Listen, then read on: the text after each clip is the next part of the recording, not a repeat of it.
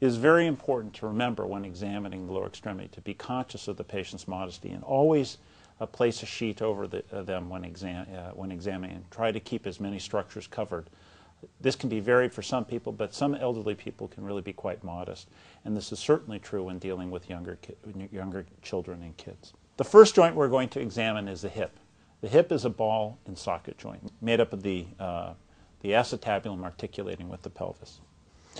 The first approach one wants to do in examining the hip is to examine the presence or absence of a hip flexion contracture. This can be done by having the patient flex both hips at the same time and bending the knees. Okay. And then asking the patient to hold the one knee while fully extending the other hip. If a patient has a flexion contracture, they will no longer be able to bring the back of the thigh back down to the examining table, and one will be able to feel this. The purpose of fixing the hip on the contralateral side is to prevent any pelvic tilt or rotation in the contribution of this process. Hip flexion contractures are seen in people with bad hip osteoarthritis or patients that have had bad spondylitis or spondylosis from childhood. Returning to the concept that I'm trying to emphasize about the importance of the history.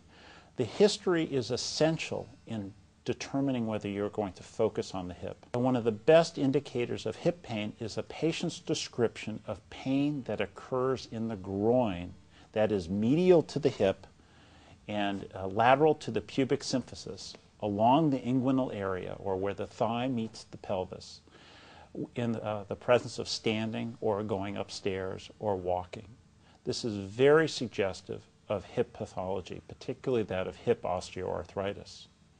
Examination of the hip can be done by having the patient bend their knee and flex their hip. They should have approximately, this is 90 degrees, they should be able to flex to 90 to 120 degrees without difficulty. If this reproduces pain in the medial aspect or in their groin, medial aspect of the inguinal ligament or along or into the groin, this is very suggestive of hip pathology. A normal amount of external rotation is approximately 30 degrees. If this elicits pain in the groin, again, that is very sensitive and very specific for the presence of hip pathology.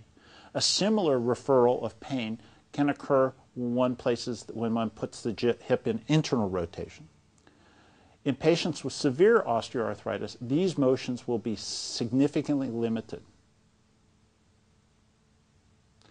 Finally, it is important to remember that an additional place that patients can describe pain with external rotation is pain on the lateral aspect of the hip. This projection of pain occurs usually at the site of the bony prominence known as the greater trochanter.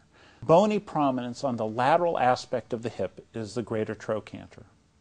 This is a site where pain can be referred with external rotation, or it can be a site of pain when the patients lie on that side at night and disturbs their sleep.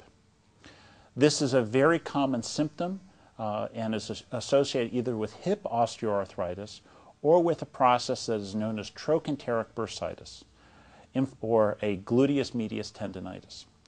This is a process of inflammation of either a bursa that overlies the sac or the tendon of the gluteus medius, which arises off of the pelvis, off of the ilium, and inserts on the greater trochanter.